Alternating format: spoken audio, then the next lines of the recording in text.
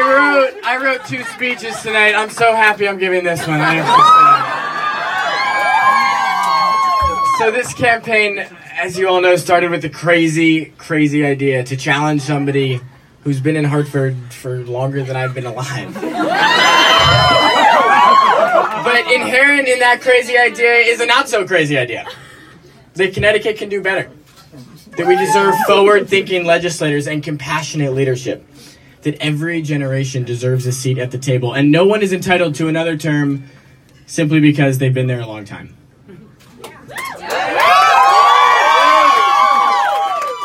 2 years ago, on election night, something terrible happened to this country. I think all of us, in the weeks and months and 2 years since, have grappled with our identity. We've seen on TV, but also in our state government, a set of values that doesn't necessarily reflect our belief, our way of going about business on a daily basis. And I think since then, we've tried to figure out who we are exactly as a country and as a community.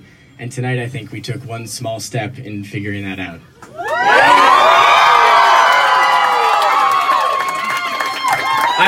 I've learned so much over the last 8 months. First and foremost, I've learned that if you put yourself out there, if you take a big risk in the hopes of making your community a little bit better, you won't stand alone.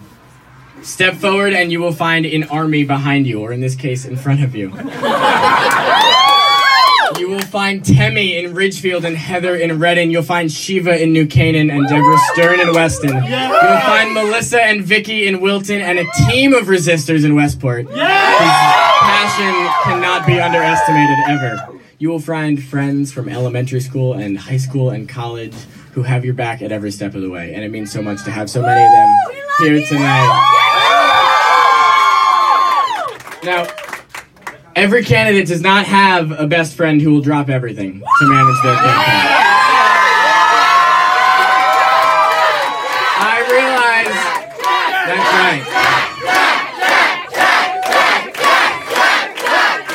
I realize not every candidate has a campaign manager who they trust implicitly with every password they've ever had and every tough decision that's made over the course of a campaign. Whenever our campaign made a mistake over the last 8 months, it was because I didn't listen to Jack. And our best moments, including this one right now, are the result of his hard work. So I just got off the phone with Senator Boucher, and I can tell you, even she agrees, Jack ran one of the most professional and inspiring campaigns. So buy him a drink tonight.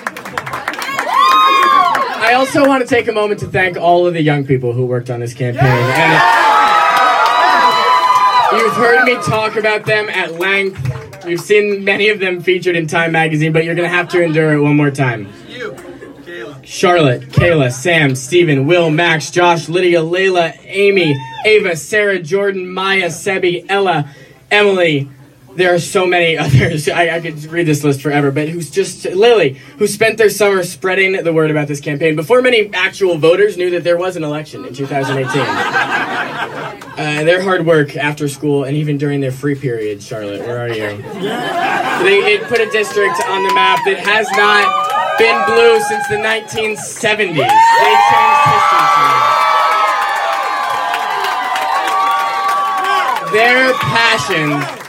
Their passion turns the heads of congressmen, U.S. senators, a former president, and quite a few media outlets, and more than enough voters. So thank you to all the young people who are here.